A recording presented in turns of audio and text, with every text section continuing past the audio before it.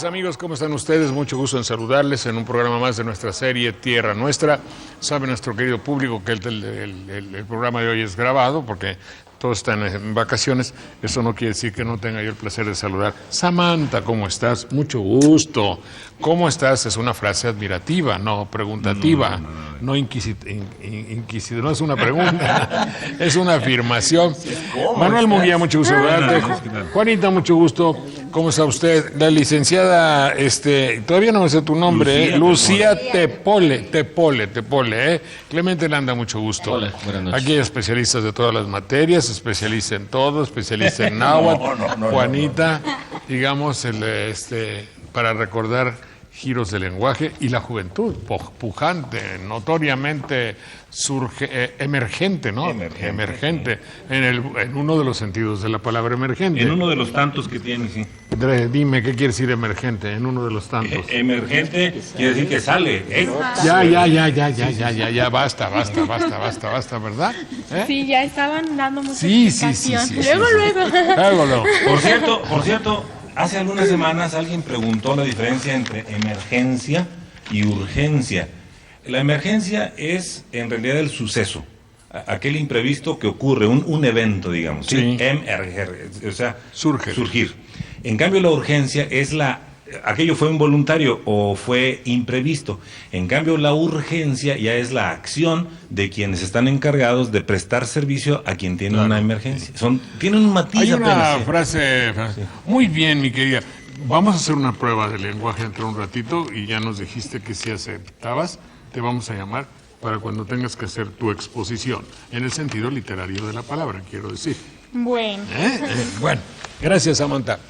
Pero tú dices de urgir. Urge que te vengas a la casa porque hay un problema. Sí. Precisa. Sí. Dicen en Jalapa, precisa. Precisa, no sí. en todas partes. No. Es preciso que... oye, vamos a pintar el techo.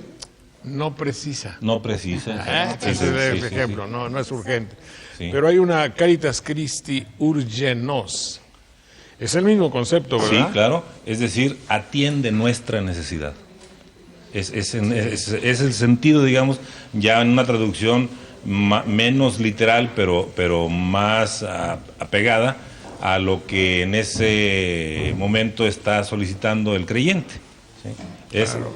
Entra en mi auxilio. Llénanos, también tiene úrgenos. Ven, o a lo mejor ese urge viene de otras cosas en latín.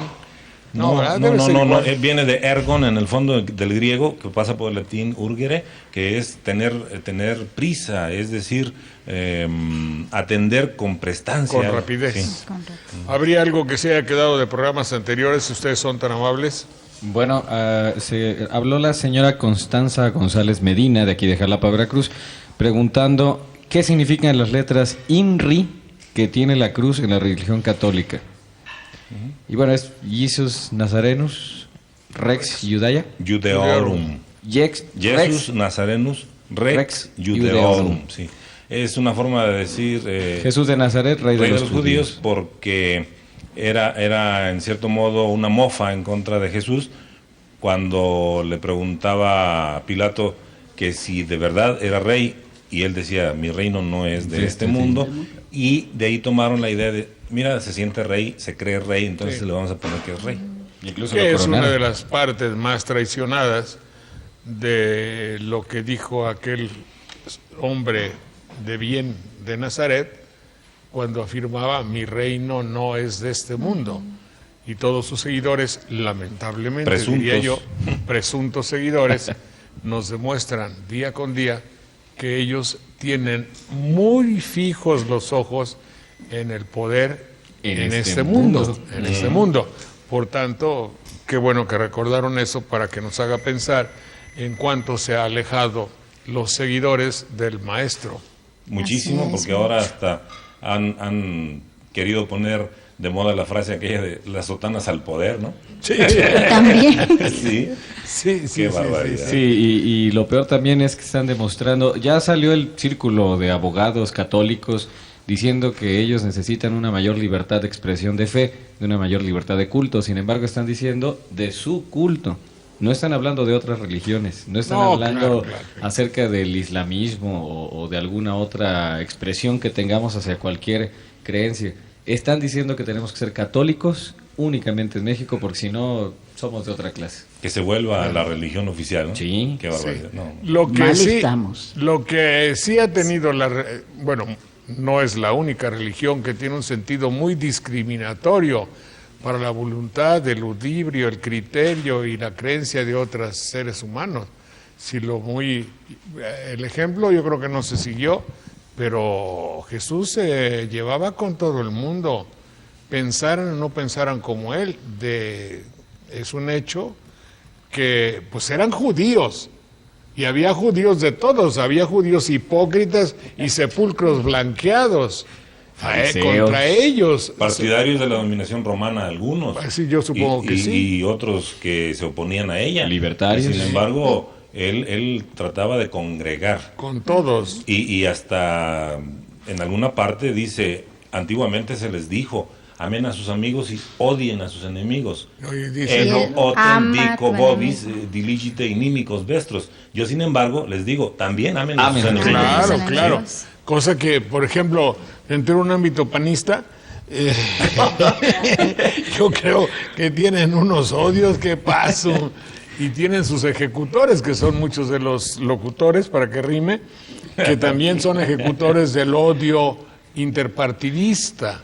Entonces aquí este programa, que siempre tiene una mirada espiritual muy alta, hace una... Y como la herramienta del programa es la palabra. La palabra. Sí, porque dicen, ya oyó usted lo que dijo fulano de tal. Claro. Y ahora, ¿qué le contestó esto otro? Sí. Entonces, con esa misma palabra nosotros urgimos, es decir, reclamamos amablemente a pues todos aquellos que discriminan, ofenden, repudian y rechazan a sus enemigos, que los atraigan para convencerlos con la palabra, la cual funcionará en cuanto los hechos sean como el de arriba manda, porque no se puede predicar si no es con el ejemplo. Con el ejemplo, Claro. y con la acción. Con el ejemplo, la acción y el conocimiento, Sí. ¿no? Porque Jesucristo, cuando andaba dando a conocer su palabra, lo hacía con buen ejemplo, lo hacía Claro. a través de las parábolas que él mismo Claro. inducía a que la gente reflexionara sobre los hechos de la vida y que hasta estos momentos pueden ser aplicables. Pues fíjate, sí. Perdón, Además, sí, él lo que hacía era difundir el amor y la buena convivencia, no así como ahora se hace en muchos lados. Lo practicaba. Claro, Sí, lo aquí el practicaba. ejemplo de nosotros no es evangélico, sino es social. Es decir, no puedes pedir que cumpla otro lo que tú incumples. No puede haber un defensor de los derechos del periodista que los agarra a palos porque no Que quiere los dar una agrede. entrevista. Que les manda sus guaruras. Eso sucedió antier en México. ¿Cómo es posible? Qué vergüenza para la institución poder. El hecho de que pongan una mugrosa institución para defender a periodistas. Y que sea el que los ataque. Y que sea él mismo el que los rechace, repudia y discrimine, por llamarlo de alguna forma, ¿no? Y eso sucedió. Y eso ¿no? para no concederles una entrevista, que es lo más curioso. Dice una frase, no me defiendas, compañero, Ay, sí, mejor sí, me ayude. defiendo Ahí solito. queda, No ahí, me- ahí queda muy bien eso. Adelante. En ese sentido, el medio distorsiona muchísimo y afortunadamente Jesús estuvo en un mundo en el que no existía la televisión para pervertir su mensaje. Ni radio ¿eh? ni televisión. Ni la No, radio. imagínate. Pero hubo otros medios. No, pero más ahí lentamente, está la quizás. Biblia. Pero fíjate que en muchas bases la propaganda y la publicidad, y si te pones a pensarle mucho con ideas muy perversas, sí puedes pensar que la iglesia de Jesús se difundió utilizando métodos de publicidad. Claro. De mercadotecnia. Sí, eso De sí, mercadotecnia, eso desde luego. es decir, el qué dirán, la fama, el rumor, el que ¿qué otra cosa?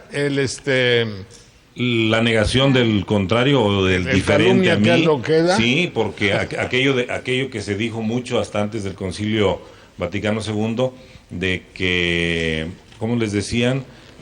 Los protestantes o los hermanos separados, ¿no? Se les decía Sí. de muchas formas. Son Que ahora maneras sentido peyorativo. son maneras de descalificar al distinto.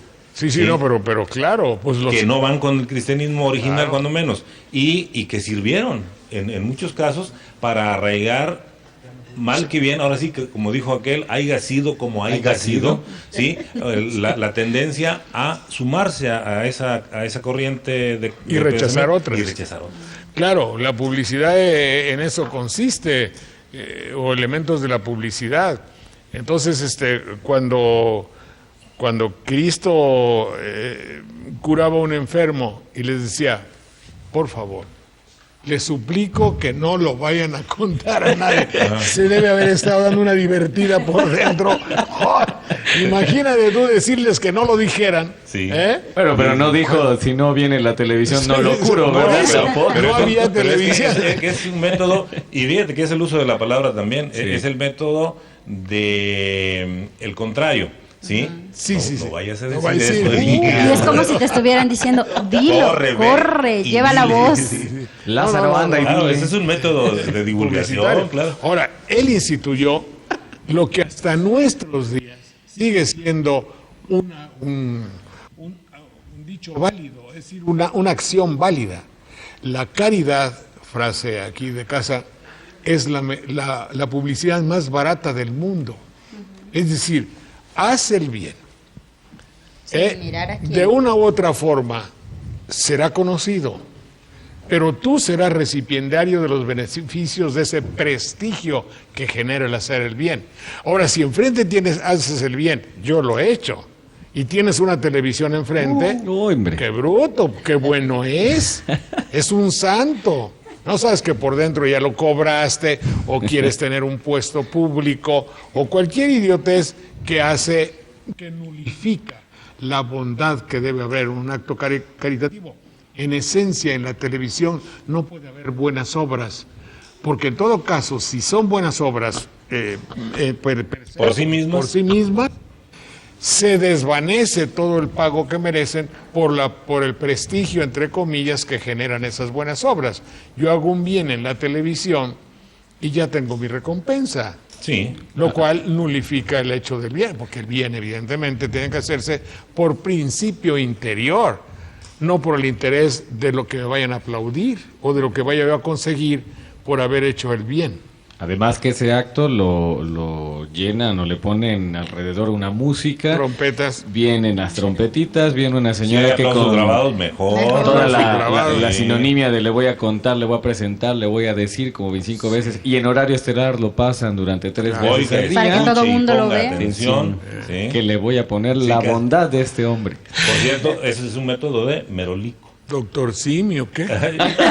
y esa palabra nació en México. Bonito. Merólico. Merolico. Sí, se habla de un personaje estrafalario de origen europeo, quizás de Europa del Este. El doctor Meroc, creo. Sí, por ahí su apellido tenía más o menos ese sonido, Merlock, o algo así, Merlock, y sí. se caracterizaba por ir precisamente por las calles de la Ciudad de México principalmente, aunque en algunas otras llegaron a verlo y hablaron de él, y pregonaba las bondades de cosas que vendía para curar, así, con ese Era estilo. bálsamos o líquidos, ¿verdad? Bálsamos y ungüentos y cataplasmas y no sé cuántas otras cosas. Entonces, de ahí nació la palabra. Este es un merolico y se quedó merolico. En París, ya alguna vez lo platicamos, bueno, todo tengo que haberlo contado, pues tanto tiempo.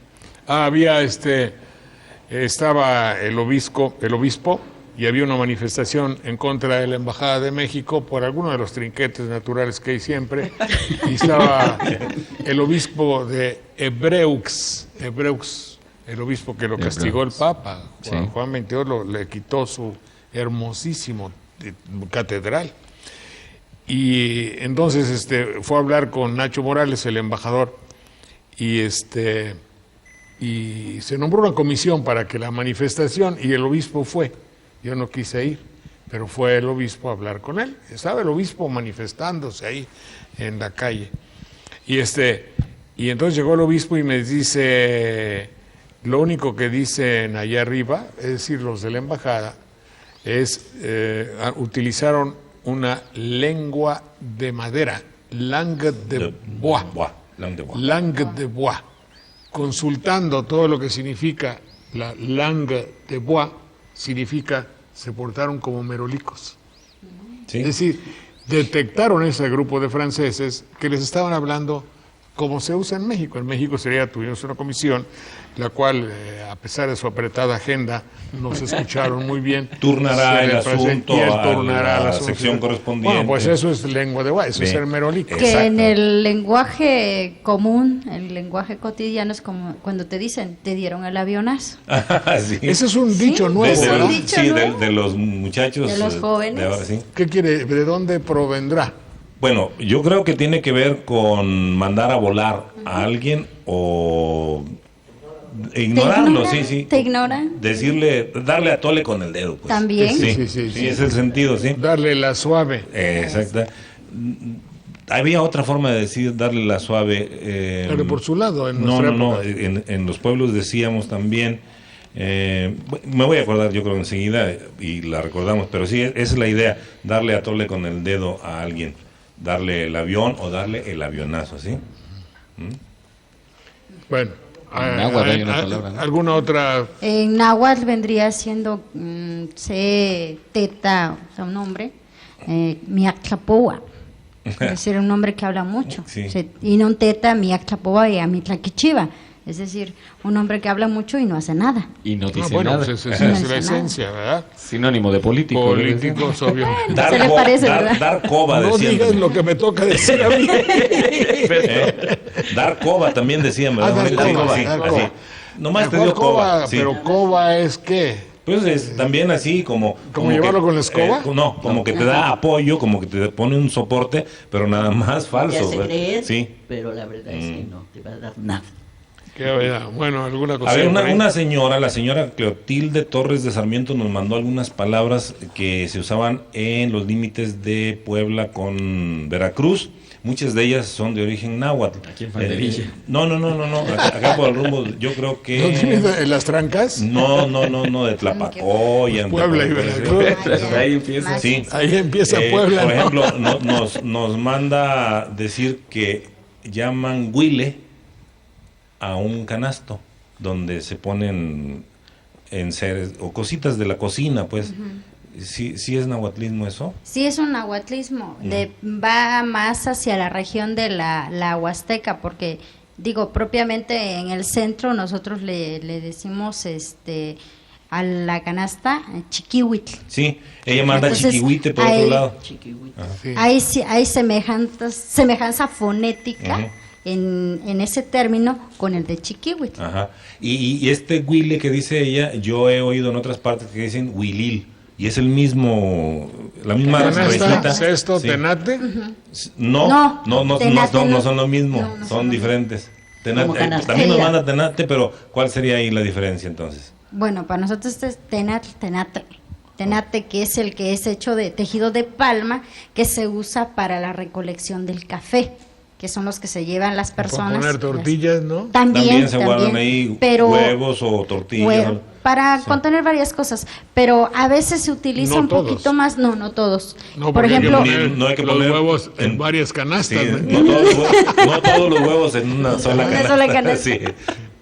porque también se utiliza el tecomate. Hay tecomates en los que se ponen las tortillas. Pero O sea, el no tecomate- solamente se usa Pero el tecomate tenate. es de origen vegetal, Vegetal, y como de una resacado, calabaza, sí. Sí, Sí. la calabaza. Se limpia, se Una seca. calabaza. Exacto. Y en cambio el otro se teje. Sacaron los de adentro. Exactamente.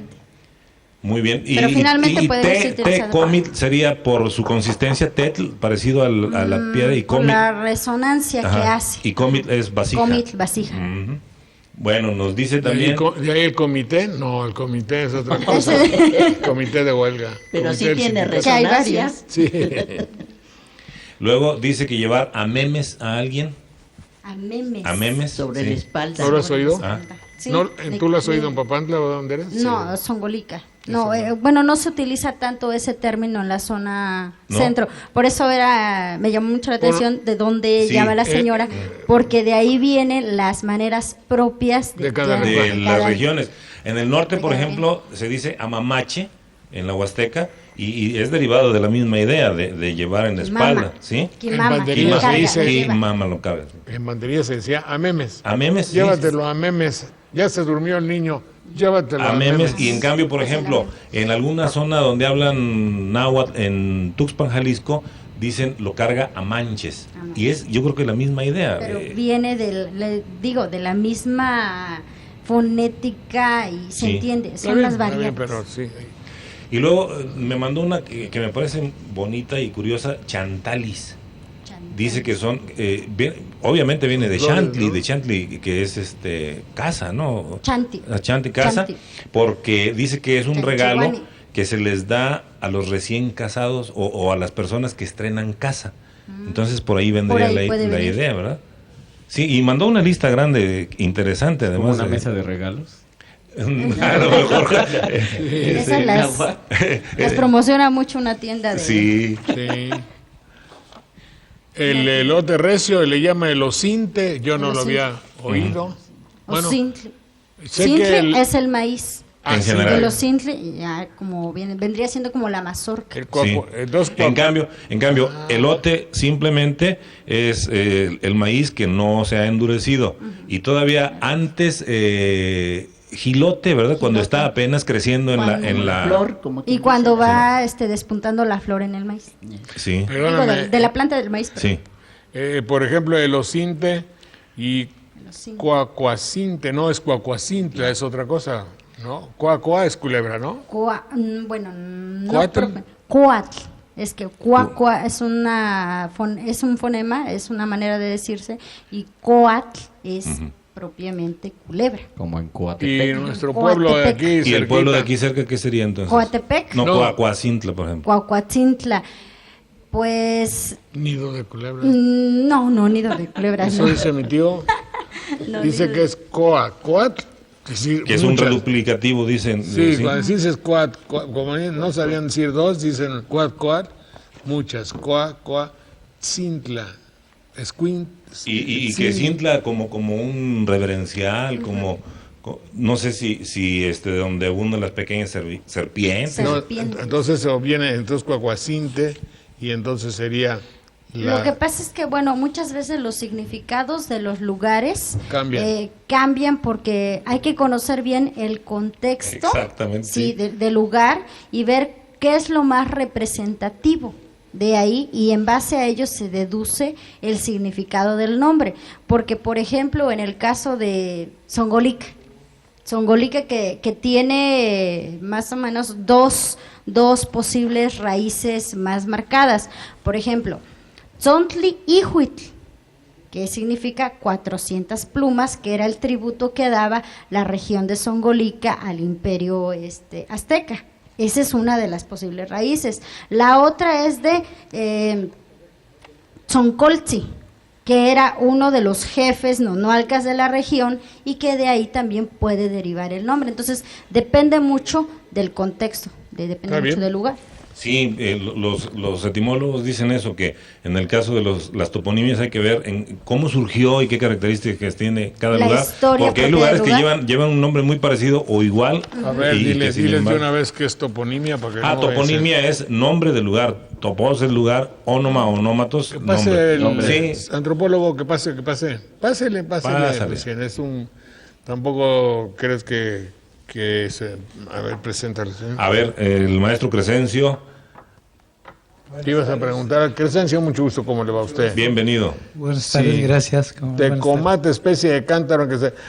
pues dice el cuate de Actopan, dice, no, te traje unas semillas de tecomate para hacer güiros, porque el tecomate entonces es calabaza, Sí, no comestible, y ya cuando se madura se le saca de adentro y queda un güiro ahí. hasta hay una canción cubana que dice cómo hacer las maracas, ¿te acuerdas? sí. Se saca la tripita y se va. Sí. Pero no habla de tecomates, en Cuba no hay tecomates. Pero es un vegetal muy parecido. La güira aquella de el Caribe es muy parecida a las timas que llamamos en el norte, a algunos tecomates y algunos otros frutos que sirven para producir vasijas o para producir instrumentos musicales. Claro. Precisamente hay una jícara en Cuba que sirve para hacer sonajas. Semejante al que tenemos nosotros los totonacas y ocupamos igualmente para sonajas. Para las maracas, ¿no? O maracas, sí, igualmente es una especie de bejuco que tiene su jicarita como el zacual. Y esto lo ocupamos nosotros para... ¿Cómo se llama el totonaco? Akpasas. Akpasas. Eso es lo que Akpasas. utilizamos. Porque tengo un ejemplar ahí de Cuba y es igual. Sí, se parecen mucho. Sí, se parecen mucho, ¿no? Sí. Sí. Bueno, volvemos en un minuto, son ustedes tan amables, muchas gracias.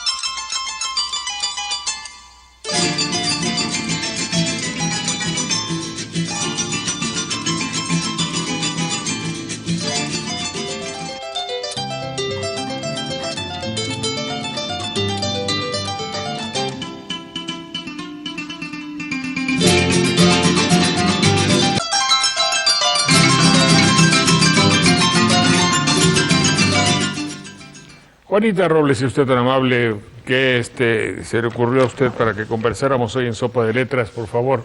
Bueno, pues tuve una grata experiencia nuevamente. Bravo. Cuando encontré el famoso libro Rosas de la Infancia, que es un libro que pues creo que las generaciones actuales no han tenido esa suerte de llevarlo, de verlo, de hojearlo y de leer y de adentrarse en algunas de las muchas cosas interesantes que este libro traía. Es un libro de María Enriqueta Camarillo de Pereira, todo un personaje, una mujer muy valiosa y que pues admiramos mucho todos. Bueno, en este caso tomé estos que se llaman los 10 aforismos de la vida práctica.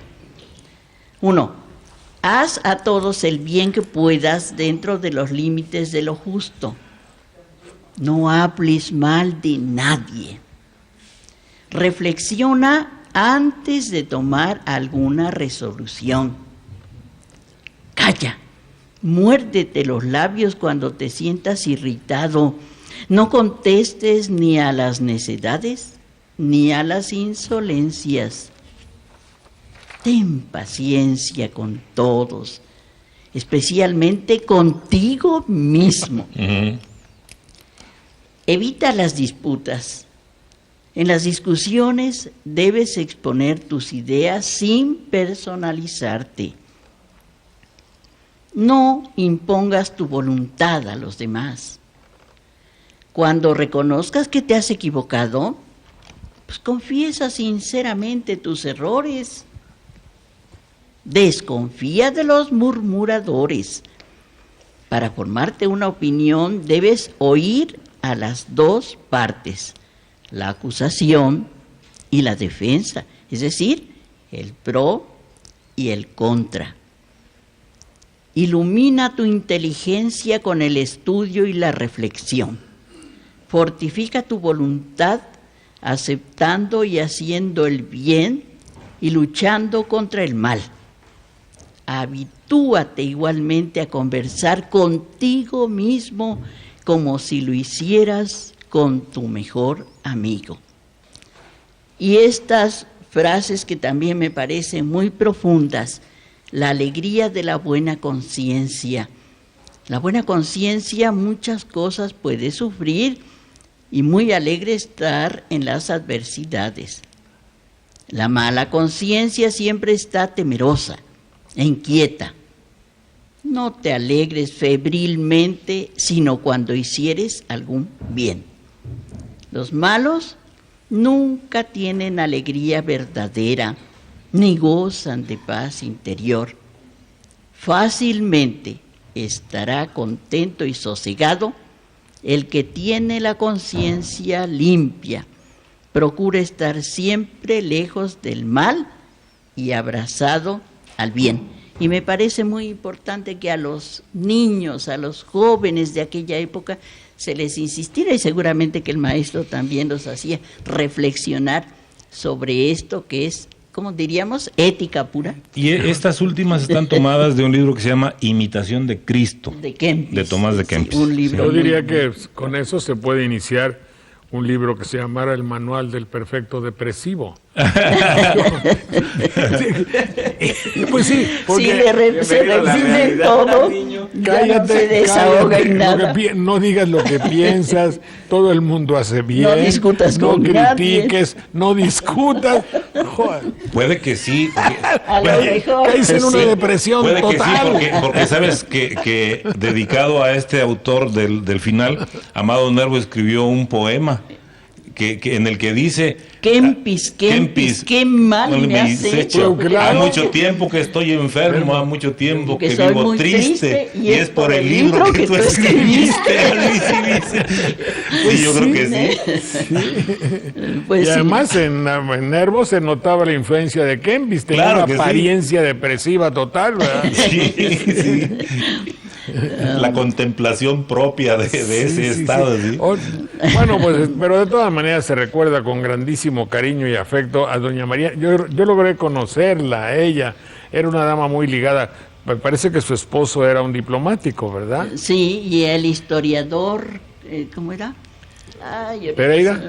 Pereira, sí. Pereira, y vivía ahí en Coatepec, a la vuelta del restaurante de los señores Fernández, por ahí vivía, y yo me acuerdo haberla entrevistado, platicado con ella de muy casi niño, ¿no?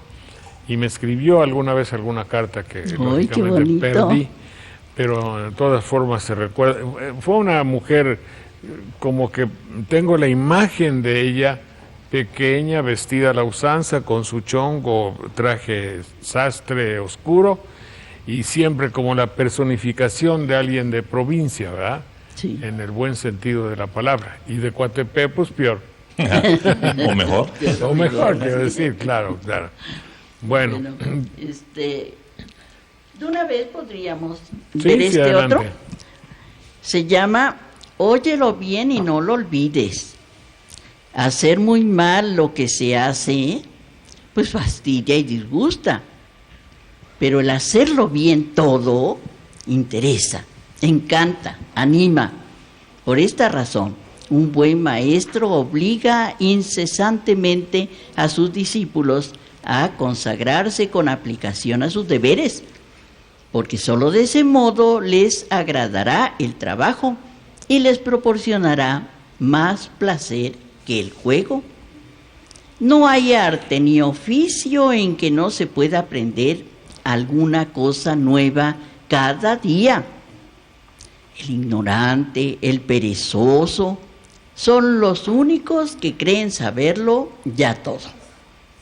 Si quieres ser rico, no aprenda solamente cómo se gana, aprende también cómo se ahorra.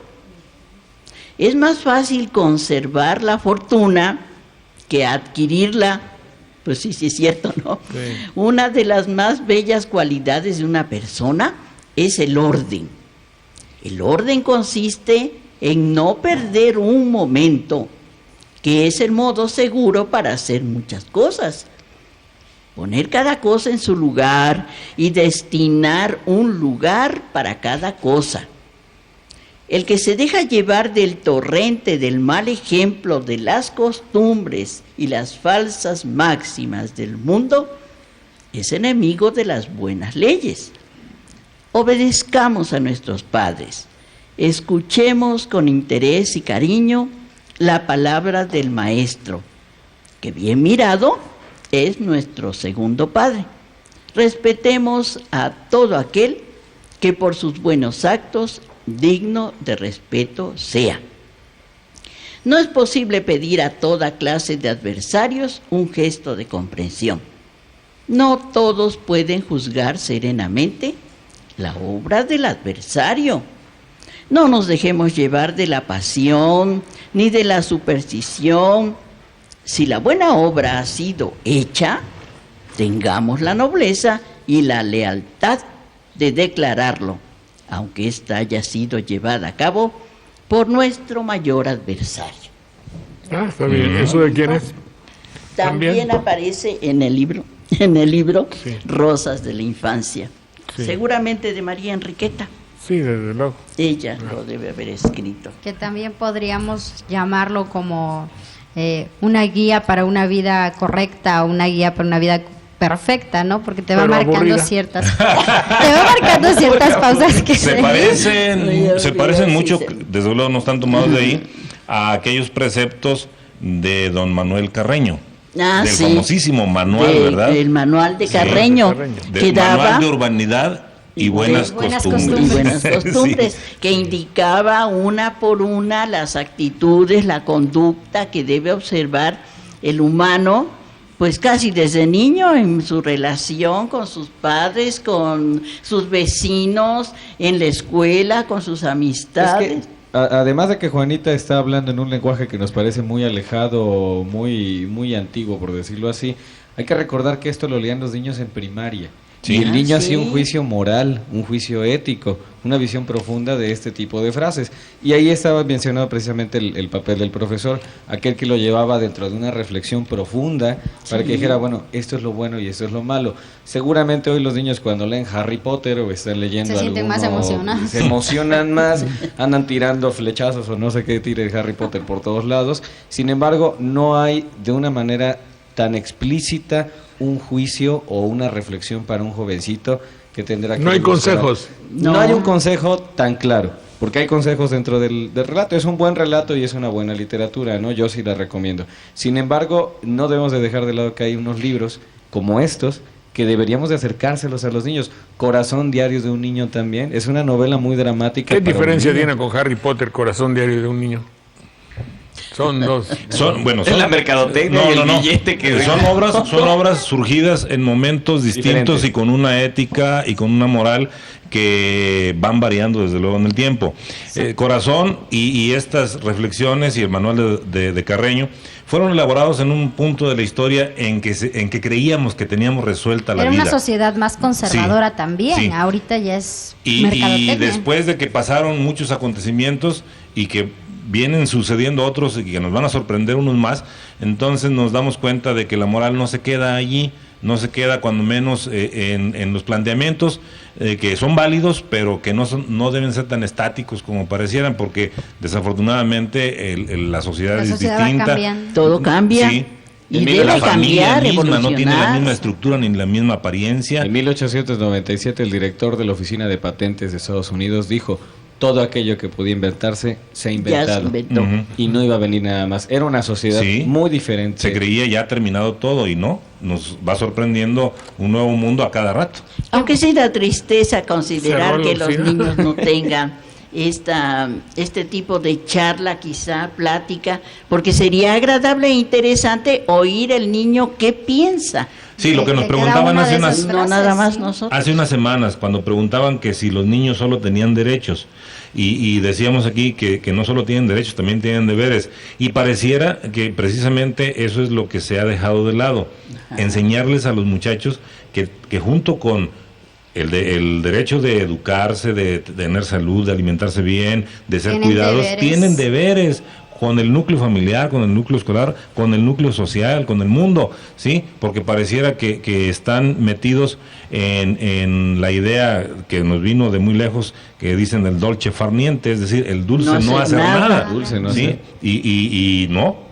Lo que pasa es que, mira, también, Manuel, se puede reflexionar que la sociedad actual, ¿con qué veracidad, con qué cara le va a decir a un niño cumple con tus deberes, cuando los adultos lo único que hacen es esforzarse por no cumplirlos? Claro, ese es el gran problema. Ese es otro. Es lo que sucede también cuando se dice, por ejemplo, hay que terminar con las pillerías de los narcotraficantes, hay que terminar con la guerrilla, hay que terminar con los revoltosos. Sí, pero están viendo los efectos nada más, no están viendo las causas. causas. Es que no habría guerrilla, no habría revoltosos, no habría quizás maleantes, si no hubiese una sociedad descompuesta. O habría menos. O habría menos. O tanta injusticia. Sí, entonces muchos van a decir, estás queriendo justificar a los que delinquen. No, eso es una explicación nada más, no es para justificarlos. Entonces, ahí también es el problema. ¿Cómo les exiges que cumplan sus deberes si quien les está exigiendo a todos que cumplan sus deberes no los cumple? Además, ¿cómo le exiges? Bueno, ¿cómo le pides a un niño que reflexione acerca de una postura de moral o de valor cuando se sopla 8 horas viendo la tele a los Power Rangers soplándose a un monstruo, pegándole a los niños, de una manera... Donde por 1000 vías, perdón que te interrumpa, donde por 1000 vías en la televisión, en la radio, en la propia prensa, en muchos lados, lo que se fomenta y lo que se da a conocer son hechos de violencia, y violencia lleva a más violencia. Hace ratito se mencionaba que esto eran como frases aburridas. A lo mejor sí, porque fueron hechos en un tiempo un poco, sí, conservador, ¿no? Pero yo creo que también sería importante señalar que es posible retomar la esencia con la que fueron escritas estas frases y a lo mejor llevarlas a la reflexión actual de cómo se ha ido deformando, cómo se ha ido modificando nuestra sociedad en el sentido moral y en el sentido educativo, porque yo creo que los niños actualmente, la esencia que guardan estas frases, sí tienen la capacidad, sigue vigente. A lo mejor nos hace falta, como mencionábamos en un principio, predicar más con el ejemplo. Te voy a decir, el hecho de que lo que yo dije les causó risa es porque estamos ante otra jerarquía de valores. Sí. Eso sí. Ahora, ¿qué le va a importar a un niño respetar a los ancianos? En fin, todo eso, pues ahora decir... Uy, qué aburrido, porque ahora nuestra tabla de cosas valiosas, de trivialidades, de Harry Potter, de Nintendo, de cosas así, del iPod.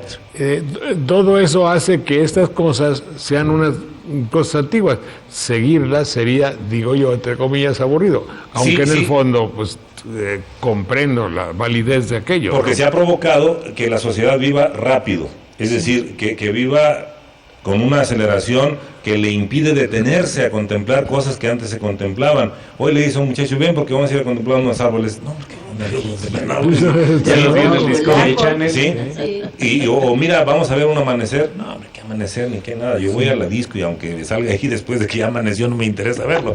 Porque la tecnología tiende a la resolución rápida de los problemas. Incluso de otros asuntos. Titúlese en 3 meses y termine una carrera en 2 semestres o no sé qué, algo así, y dicen, pues cómo, la vida no transcurría así. Es que ahorita ya todo es light y express. Sí, claro, eso sí, rápido o nada. ¿Es nada? Sí. No.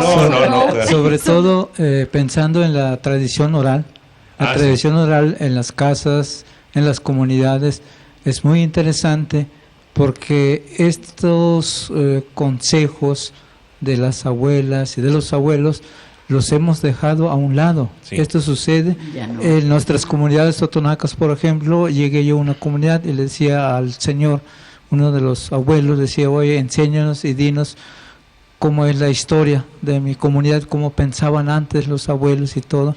Y me dice, no, yo no te puedo decir, sí me acuerdo de algunas cosas, pero dice, mejor ve con los maestros. Mejor dile a los maestros.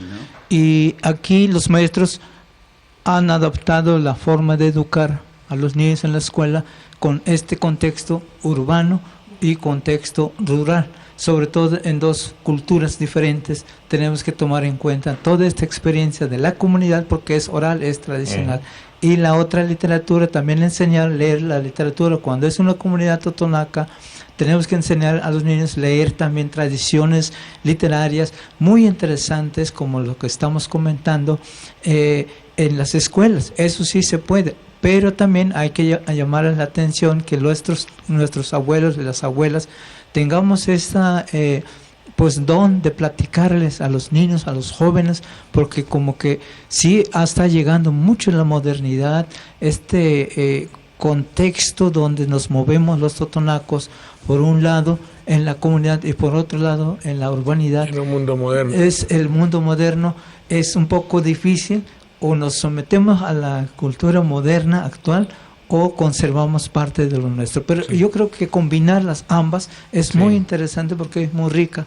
La tradición escrita hay una riqueza tremenda que muchas de las veces no llegan a nuestras comunidades. Eso sería muy excelente, que este comentario, esta observación sería bueno para que lo llegara a través de los maestros, a través de las comunidades. Sí, lo hemos propuesto aquí en varias ocasiones. Si va a comer, apague la tele, verdaderamente. No coma con la televisión prendida. Si va a estar en familia, pues no se vayan a los cuartos, reúnanse en un lugar y pónganse a platicar cuando menos. Cuéntense un chiste, una canción, lo que se hacía antes. Pero a veces están muchos miembros de la familia juntos y varias personas, no solo muchachos, varias personas con su Walkman y sus audífonos, o su iPod ahora, y sus audífonos, y ahí están en otro mundo, y todos los demás, algunos en su mundo aparte, y otros pocos queriendo establecer comunidad, y no. Y ver también la importancia de las actividades que realiza cada uno, ¿no? Porque a veces que el papá está más preocupado por su trabajo, la mamá por el trabajo, los hijos por la tarea, pero se ha perdido como que esa comunicación de que el hijo reconozca lo importante que es lo que hace el papá o la mamá, y que los padres se ocupen de lo que también hacen los hijos. Hay una palabra antigua que decían en los pueblos, es la hora del palique, decían. Era platicar después de la comida, porque era precisamente cuando se mondaban los dientes con el palillo, mientras era la sobremesa, se charlaba, se platicaba, y era muy interesante decir, por ejemplo, a la abuela o a la bisabuela, a ver, platícanos de lo que sucedió en la época de la revolución aquí en esta zona, o decirle al abuelo, platícanos qué sucedía en la época de las compañías petroleras allá en la y qué Huasteca, tan importante era lo que contaban los abuelos. Estábamos hablando ahorita del Huehuetlactoli, que es lo que cuentan los abuelos, la palabra de los abuelos, que se sentaban todos y afuera en las comunidades indígenas propiamente, ahí cerquita del brasero, en la cocina, o cuando se estaba desgranando, que era el tiempo de la cosecha del maíz, que se estaba desgranando, se sentaban todos los niños a escuchar los cuentos, las pláticas, los consejos de los abuelos, que bueno, obviamente aquí, sobre todo en las ciudades, pues no se lleva a cabo el hacer el desgrane, ¿no? Desgranar. Sin embargo, creo que es un ejercicio que se puede seguir haciendo en unos espacios en casa. En una película que recientemente ha causado conmoción, que se llama El Violín, se nota este asunto de la influencia que pueden y deben tener las generaciones anteriores con las nuevas, en una plática del músico que es el protagonista de la película con su nieto, y le dice que por qué ocurren las cosas que el muchacho vio. Dice, ay hijo, es que hace muchos años unos dioses crearon este mundo, pero había unos dioses que eran cabrones, dice, y otros que no. Entonces por eso es que suceden cosas como las que estás viendo. Pero ahí mezcla el hombre una serie de cosas acerca de la importancia que tiene la música. Y la imagen final de la película es algo que de veras nos tiene que mover a pensar.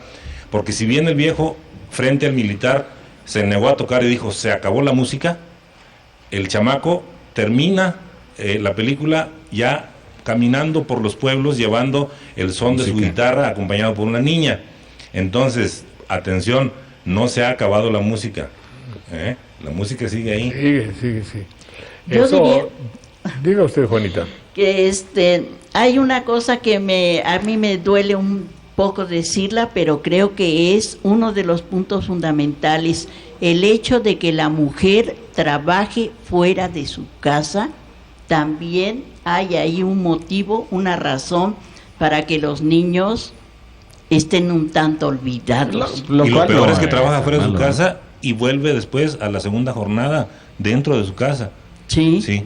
Y eso pues habría que mencionar que en esta dinámica de la que estamos hablando actualmente, pues también los papeles deben de estar compartidos. Tanto una mujer como un hombre pueden criar y educar adecuadamente a un niño, que evidentemente hay una sensibilidad diferente entre el hombre y la mujer. No, claro. Pero pues bueno, que hoy a lo mejor una familia que tenga 2 o 3 trabajos, porque pues no nos da para vivir o tenemos que estar buscando de esa manera, hay que adaptar nuestra dinámica para la situación. Tampoco es posible pensar que de repente pues nos vamos a... No, pero hay efectos, hay efectos. Sí, tiene sus efectos. Tiene sus efectos, aunque no sea remediable. Pero lo que tú dices de que la música sigue, eso me hace pensar a mí en que todas estas generaciones modernas actuales de electrónica le han quitado al pueblo la posibilidad de ser y su esencia.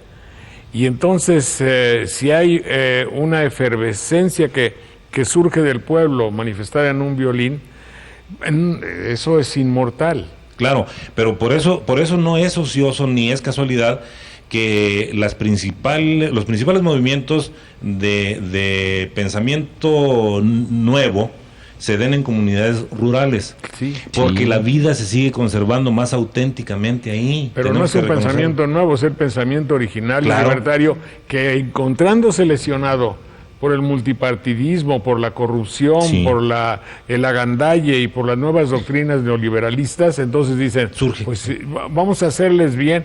Y cuando dice el pueblo, oye, pero es que el bien que tú me quieres hacer a mí no me interesa, porque saben que no van a destruir, que si quieren destruir árboles para que tú vivas mejor, mira, va a haber avenidas muy grandes, sí, pues yo no tengo carro, mira que va a haber unas lámparas, sí, pues yo no salgo de noche porque no puedo regresar a mi casa. Entonces, los beneficios que hipotéticamente les van a dar tirando sus árboles, digamos, en cualquier lugar, y poniendo un supermercado, fíjate que vas a poder comprar cosas en abonos. No, pues si no tengo para comer, ¿qué voy a comprar? Es que va a haber pantalla electrónica en tu escuela. No, pues sí. O computadora. No hay ni luz. Si no hay luz. Si no hay luz. No hay luz. Entonces ahí la música va a seguir. Va a seguir. La música va a seguir. Y no van a poder explicarse qué sucedió en Zacatecas o qué sucedió en Querétaro o en Guanajuato. No van a poderse qué explicar y se van a hacer líos, se van a hacer bolas. Pero esa es la esencia de una música interior, que es el color de un pueblo que no se puede someter ni hacer desaparecer así. Tómenlo como advertencia, es decir, no es una advertencia, es una consideración, porque no queremos que llegue un momento de una explosión total, ¿no? Claro, sí, hay que recordar historias como las que se narran en El agua envenenada de Fernando Benítez, ¿no? Que dice que un pueblo de repente se sublevó porque el hacendado no los dejaba beber agua de una fuente especial que él se reservaba para sí, cuando tenía que ser de la comunidad, y llegó un momento en que envenenaron el agua y tuvieron que sacrificarse algunos de ellos inclusive, y después resulta que fue la inconformidad guardada durante mucho tiempo, o la muerte tiene permiso, ¿no?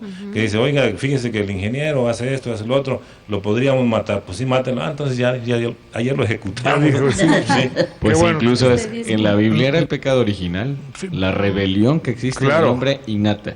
Eso fue el pecado original. No es que se tuviera algún tipo de relación carnal, es que se rebelaran en contra del mismo Dios que les dijo, de ese árbol, de ese pozo, de donde ¿por qué vas a prohibir? No comas. El otro, eso a mí me tocó escucharlo, cuando el movimiento de Marcos, allá en Chiapas, pero el movimiento, estaba unos indígenas narrando, y fue en la televisión, que yo no sé, me acuerdo qué entrevista hice, y le pregunté, oiga, pues esta revolución, sobre las causas de la revolución, sin condenarlas y sin tampoco hacerles propaganda. No, pues es que había unos extranjeros ahí con su acento indígena total, como las palabras que les voy a decir.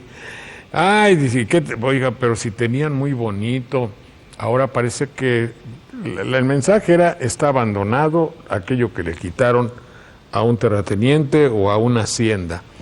No, sí, pues fíjese que estaba bonito, sí estaba bonito. Total, las vacas tenían un doctor y ellos se morían de tifoidea o de agua sucia o lo que fuera. Y eso el indígena lo captó.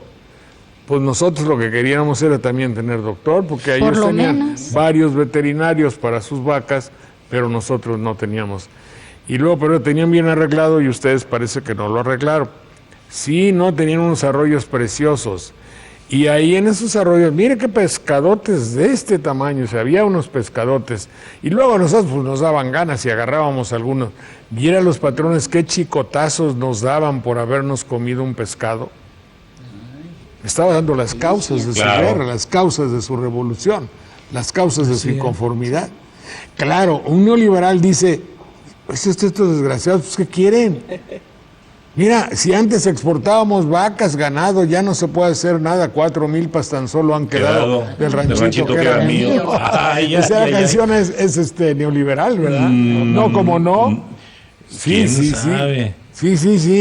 Era el señor que tenía un rancho grande, vino la revolución, le quitaron todo lo que se había agandallado y ahora se quejaba de que nomás tenía 4 milpas. Y aquella casita, Tan blanca y bonita. casita como la de Montiel, Cuatito. Era un chalet. La colina del perro, ¿no? Ah, sí. Bueno, pero en fin, a propósito de que la música sigue, eso puede servir y ser muy actual. El hecho de decirles a ustedes, hay una música interior en el alma de los pueblos que no se puede acallar con demagogia ni con un spot televisivo. Lo digo nada más así, ¿verdad? No, y porque la palabra es, digamos, el elemento básico de este programa. Obvio. Hay que ver todas las implicaciones que tiene la palabra. La palabra no es algo que se suelta y ya. Tiene una vida y tiene una influencia en todas las actividades de la vida. Entonces hay que... en el mundo totonaca Hay que la música refregarse. sigue, Sí. porque desde el momento que nace el sol, los pájaros salen a cantar, pero el que quiso aventajar era el pitorreal. Pitorreal, sí, El cierto, hay tucán. una historia muy bonita, sí. Entonces, el momento que se asoma el sol, agarra la trompeta el pitorreal, y en ese momento sale el sol y se le queda pegado ese instrumento que tenía su flauta, ahora le dicen clarinete. Ahí, cuando entonces el tucán se queda definitivamente con ese instrumento, hasta la fecha sigue cantando, sigue tocando. Muy bonito, Qué muy bonita bonito, sí. ¿Y ese es el tucán, así le dicen? ¿Tucán? Sí, Sí, el tucán. porque tiene un pico parecido a un instrumento muy prominente, muy largo. Bien. Sí. Muy bien, volvemos en un minuto, por favor.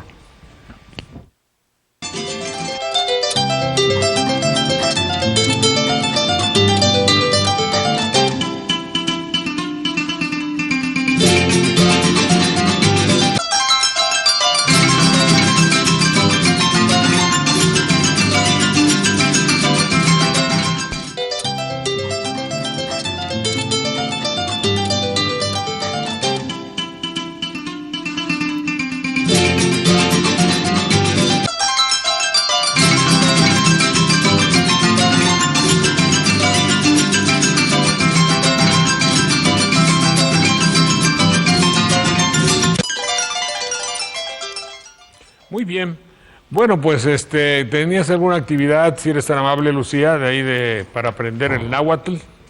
Bueno, en el parque temático Taquiltzucut, a partir del 28 de julio, se está llevando a cabo el inicio de la Casa de la Palabra Florida, en el cual se va a dar el curso taller de la dulce lengua materna con la lengua tutunacú, que está propiamente dirigido a los estudiantes de secundaria, preparatoria, universitarios y pues gente del área del ¿La lengua Totonacapan. qué dijiste? Tutunacú. Eso, así se dice totonaco. O la lengua totonaca. En su lengua, sí, en la tutunacú. lengua tutunacú se dice tutunacú, que es la manera propia en el que la gente del Totonacapan nombra a su lengua. Y esa es la que se estará llevando a cabo todos los sábados de las 10 de la mañana a las 2 de la tarde en el parque temático. Para las personas que gusten inscribirse, bueno, pueden asistir allá a las instalaciones a inscribirse. Se habla mucho el tutunacú. Tutunacú. A ese respecto tenemos un buen número de hablantes de la lengua Dime totonaca. cuántos. La mayoría son bilingües, alrededor de 160,000 totonacos costeños. Hay quienes solamente hablan totonaco, ¿verdad? Sí, todavía tenemos un menor número de hablantes monolingües que todavía tenemos, que son de 50, 60 hasta 70 años, todavía hay bilingües. Crescencio, pero decías que costeños, hay otros de la sierra. De también, la ¿no? sierra norte de Puebla, la parte oriental de Puebla, pegado con Hidalgo, Puebla y Veracruz. Toda esa región entre las comunidades nahuas y totonacas y tepehuas, otomías, esa parte es donde hay multilingüismo bastante importante. Y en el totonaco, cabe, ya que conocen ustedes y usted como antropólogo, Crescencio García, ¿saben, es decir, se pueden decir todas las ideas o es una lengua limitada? No, es una lengua bastante desarrollada, es una lengua profundamente de una estructura gramatical bastante completa. Hay conceptos. Que todas las palabras, decimos por un lado que es una lengua aglutinante. ¿Esto qué quiere decir? Que una palabra o otra palabra se pueden juntar para dar otros significados. Y también es muy flexiva. Podríamos decir que une morfemas, o sea, una raíz se le agrega antes y se le agrega después morfemas o partículas de palabras. Como prefijo y sufijo. Como prefijo y sufijo, y se generan palabras y dan posibilidad infinita de construcción, inclusive términos nuevos se pueden ir generando también, se han ido generando. Cuando hay dos contactos de lengua, cuando llega el español aquí, hay hibridismo y ese se sigue dando. Por ejemplo, castilancho, decimos nosotros, tortilla de Castilla. No había tal pan, así le decíamos el pan, pero llega el pan y le dicen tortilla de Castilla, así castilancho. ¿Cuál así es tortilla ahí? El pan. El pan propiamente es el pan. ¿Cómo se dice pan en totonaco? Dicen castilancho. Dice Castilla es Castilla y chau es tortilla.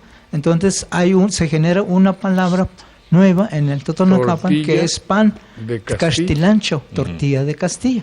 Lo mismo sucede con jengibre, chile de Castilla, castilán, pin es chile, chile de Castilla. Entonces de Castilla, se van generando, la lengua tiene todas las posibilidades como cualquier lengua del mundo. Incluso están publicando poesía en Totonaco. Exactamente, ¿verdad? hay mucha poesía, literatura. Yo estoy trabajando la gramática, la lexicografía totonaca. Entonces, es una riqueza la lengua totonaca, no es tan limitada y se está adoptando a las nuevas circunstancias, a las lenguas que están tan modernas como el español, el inglés. Hay palabras que se van modificando. A ver, Gregorio, usted como antropólogo, Crescencio, perdón. Sí. El hecho de que haya por ahí algún totonaco que venga con sus calzones blancos, con sus rueditas de estambre a vender, con una sobrecito de vainilla, ¿ayuda a la cultura totonaca o no?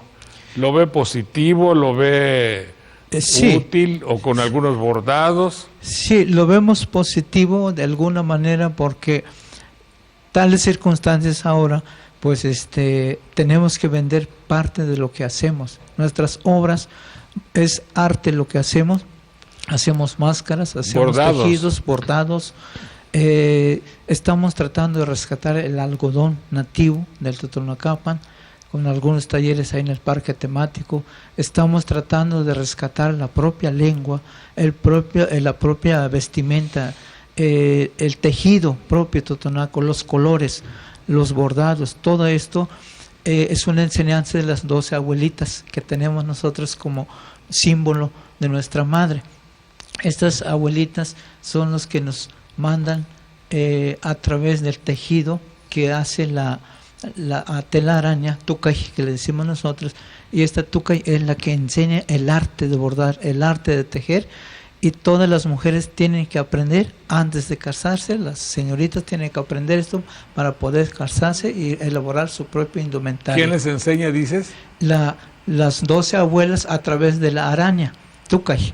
La araña es parte de nuestras abuelas que enseñaron a tejer el ombligo de los niños. Estas madres están ubicadas en el este junto al sol, están abajo del sol, y ellas son las que enseñan a las mujeres y ellas envían la vida de las criaturas, porque ellas son las que a través de la araña la que enseña a tejer el ombligo, y esta enseñanza la enseñan las abuelitas y la enseñan ahora las mamás. Pero no ¿sí? Le dicen araña a la abuelita, no. No, es una representación simbólica, sí. Entonces todo lo que hacemos en las comunidades tiene valor. Bueno, tiene bastante valor. Eso me da la oportunidad. Yo tengo todos los vendedores. Bueno, cuando veo un vendedor de cosas de Oaxaca, pues le platico de que hay que verlos como no hay que verlos ni con desprecio ni de una. Son además bastante limpios y propios y muy respetuosos de todo el mundo. Y no les regateé. Además, si cómpreles. el trabajo, la Son muy paciencia y el cariño con el que se tejen todas estas obras de arte que hacen los pueblos indígenas, los totonacos, los nahuas, los tepehuas, bueno, todas las etnias, ya sean las del estado, las de otros estados, lo hacen con mucho esfuerzo, y esa es su manera de sostener a sus familias. Entonces, eso de regatearlos incluso va en contra de su propia dignidad y en contra del propio esfuerzo, porque no lo hacen de la noche a la mañana. Claro, y en un súper no lo hacen Y tampoco los compradores, ¿verdad? No, sí. Digo, vamos a un supermercado y no le regateamos ni a la cajera, ni al dueño, ni a nadie, y sin embargo lo compramos porque pensamos que tiene mucha calidad, y a lo mejor probablemente lo tenga. Ah, no, generalmente está podrido, pasado. A mí me ha tocado. Pero lo que hace ahí, la ya. gente de las comunidades indígenas son cosas muy bien hechas. Sí. Quisiera agregar que parte de todo el interés a partir de Cumbre Tajín del 2000, hemos participado difundiendo la lengua totonaca, la dulce lengua totonaca. Ahora, a partir de estas actividades artísticas que se realizan en el parque temático, y que se tiene ya programado también que el parque temático se ocupe durante el año, que participen más nuestros pueblos indígenas, porque nuestros pueblos indígenas pues son más de 12 pueblos, con 12 lenguas, con 12 historias, con 12 identidades diferentes, que debemos darle cabida en este espacio. Por eso es que se está pensando ya construir y darle una constitución más firme, más decidida y legal a una escuela de arte de los pueblos indígenas. Por eso es que estamos hablando de la Casa de los Ancianos, la Casa de la Palabra Florida, la Casa de las Manos Creadores. Todas estas casas van a constituir precisamente escuelas para formar jóvenes y niños totonacos que pueden realizarse como profesiones también. Bueno, decía la maestra también que estos cursos van dirigidos principalmente para jóvenes de secundaria y de bachillerato, y hace un momento platicábamos sobre la palabra que está muy de moda con los muchachos, ¿no? Que ya lo utilizan casi como puntuación, la palabra güey. Entonces nos decía la maestra que güey en náhuatl significa grande. Claro. Entonces, a lo mejor igual cuando alguien nos diga, ay, qué güey eres, pues sí, Muchas gracias, soy grande. Como decías tú, güey tlatoani. Güey tlatoani, güey apan, güey acocotla, y después se modifica güey tlacat. Güey tequiwa, Sí. era lo que estábamos Güey. hablando, que es como Güey el equivalente a decir el gobernador, ¿no? Sí. Güey tequiwa, gobernador, tequiwa es el que manda. Sí. Entonces, Pues hay muchas, cuando a los güeyes se les llamaba bueyes. Con B. Con B. Hay muchos dichos de bueyes. El que por su gusto es buey, Sí, hasta la coyunda lame. Dice, Sí. mi papá decía, si los pones juntos, no sé a cuál picar.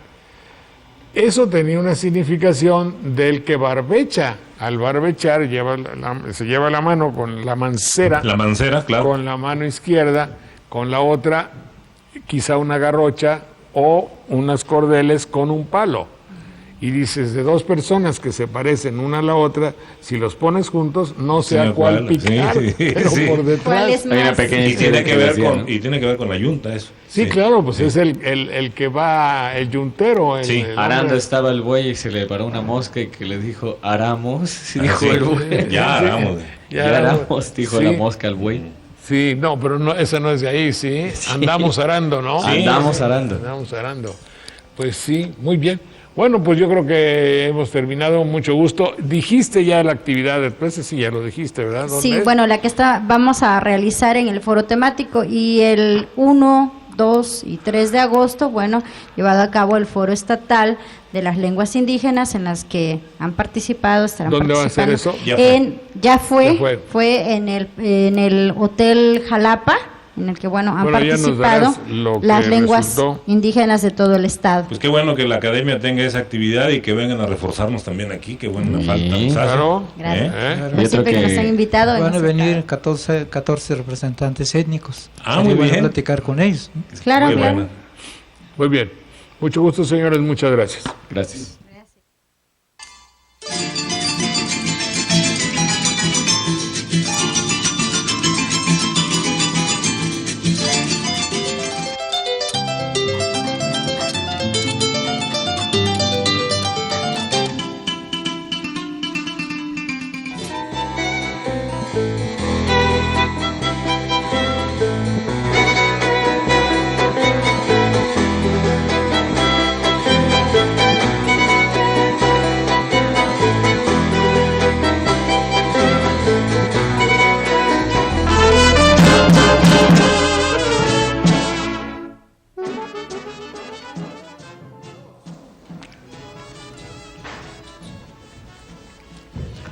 En las semanas pasadas hemos hecho un ejercicio muy especial con la finalidad de que ustedes y nosotros todos aprendamos lo que pueda ser en el futuro la impartición de la justicia por medio de un juicio oral. Hasta el momento nuestras leyes indican que cuando uno se querella, yo me quejo de algo, pues voy ante la ley y un agente del Ministerio Público que defiende mis intereses o que plantea con claridad mis intereses, se hacen escritos. Ahora todo eso, pero luego hay muchos rezagos y luego hay mucha complicación y los juicios duran años. Entonces todos vimos con mucho interés el hecho de que todas esas querellas y dificultades pues se solucionaran en un juicio oral. A ver, el juez que conozca, que hable, que vea al acusado, al su defensor, al que defiende la sociedad y el que defiende a la víctima y a la víctima, y que el juez dicte una sentencia conforme a esto. Se evitarían años de litigio. Entonces hicimos 2 juicios orales y entonces yo quisiera, antes que continuar haciendo esto para tener toda la práctica y la claridad necesaria, pues exactamente que usted supiera qué cosa es la justicia y un juicio oral. Si es usted tan amable, licenciado Bertoldo Reyes Campuzano, ¿cómo podíamos definir esta modalidad de los juicios orales? Bueno, yo creo fundamentalmente que aquí lo que se busca es agilizar los procedimientos y alejarse un poco de la escritura de las diligencias a efecto de que la inmediatez entre las partes que intervienen y la autoridad que media se identifiquen plenamente en el hecho, en los hechos que se investigan y tenga mejores elementos y mejor facilidad para juzgar, fundamentalmente. Que un juez juzgue, finalmente es el mismo principio, un juez va a juzgar, pero en vez de que lo haga que todo lo que se desarrolle lo va a oír el juez, no solo lo va a leer, eso debo entendido. Raúl Pimentel Murrieta, ¿estos juicios orales ya se celebran en México? Sí, en Nuevo León desde septiembre del año 2005 están vigentes, Chihuahua los inició el año pasado y Oaxaca está por iniciarlos en el mes de septiembre próximo. ¿Cómo andamos en Veracruz? En Veracruz los iniciamos el día 11 de julio, hace 2-3 días, en la ciudad de Veracruz precisamente para la justicia de adolescentes. Tratándose de jóvenes, a partir del miércoles ya los juicios son de naturaleza oral. Eso está muy bien porque además con adolescentes se evitan muchos, yo diría, problemas graves del hecho de que un joven declara, pero declarará con mucha confusión. Si no puede expresarse convenientemente, pues el juez ya tendrá Eso implica que el juez tenga un gran conocimiento de psicología para extraer la verdad, para ver las posibilidades de decir, no, pues a lo mejor está diciendo una serie para detectar la mentira. En fin, se muestra muy hermoso y muy, ¿cómo diría yo?, como que abre muchas posibilidades a que haya en verdad justicia. Licenciado Ángel Cruz Rodríguez, defínanos usted, por favor, ¿qué es ese concepto que tenemos muchos de ustedes y el servidor muy confuso del Ministerio Público? Le voy a pedir otra cosa. Dígame un sinónimo de Ministerio Público. Ministerio es una palabra poco usada. Debemos entender que el ministerio es el cargo de un ministro, sí, pero eso no nos ayuda mucho. O de un ministro, sí, un ministro. El que es ministro administra, pero público, hay una confusión. Adelante, por favor, Ángel Cruz Rodríguez. El Ministerio Público es el representante del pueblo, es el que va a procurar ante los tribunales que se le haga justicia a las víctimas y a los ofendidos. Se inicia con la querella que se recibe. La querella es la queja. Yo voy ante una agencia del Ministerio Público, ahora lo entiendo, del señor que va a procurarme a mí la justicia, que me va a ayudar. Así es. Que va a clarificarme mis dudas. Es un ayudador de mi queja. En principio se abre una investigación. No, pero antes que eso, el concepto ministerio público es un señor, puesto por la ley. ¿Por quién? Está en el artículo 21 de la Constitución. ¿De quién depende un señor al que le llamamos el ministerio público? El Ministerio Público es la palabra, pero en sí es toda la Procuraduría General de Justicia.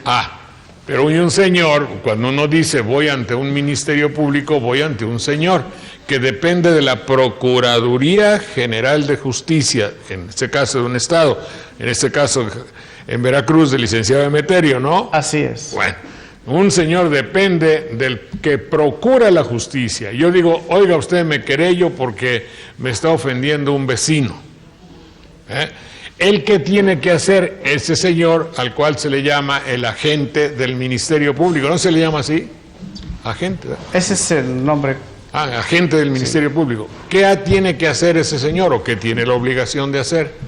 Inmediatamente recibe la queja, la querella, la denuncia, según se trate de los delitos, y abre una investigación ministerial, recaba todas las pruebas y llega a una definición, una determinación, porque no todos los delitos que se denuncian, porque el Ministerio Público es una institución de buena fe, no todos los hechos que se denuncian son constitutivos de delitos. Cuando sí se llega a esto, entonces se forma un pliego de consignación, que es donde presuntamente ya se acredita el cuerpo del delito y pasa al juzgado. Se consignan los hechos al juzgado ante el juez, donde se le da el seguimiento ya. Muy bien. Ese señor que es el agente del procurador Emeterio en este caso, entonces ese agente del Ministerio Público, ya llegué yo a quejarme, ya abrió un expediente, investigó, tiene en consecuencia a su servicio quien investigue si lo que yo digo es delito o no. Una vez que diga sí, ese señor se queja de algo que constituye un delito.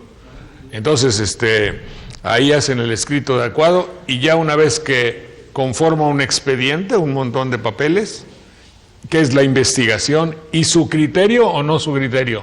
Claro que sí. Su criterio. Su criterio para decir realmente los hechos motivo de la denuncia pueden ser constitutivos de delitos. O en ese caso dice son. Él puede ser. Para él en ese momento. Sí.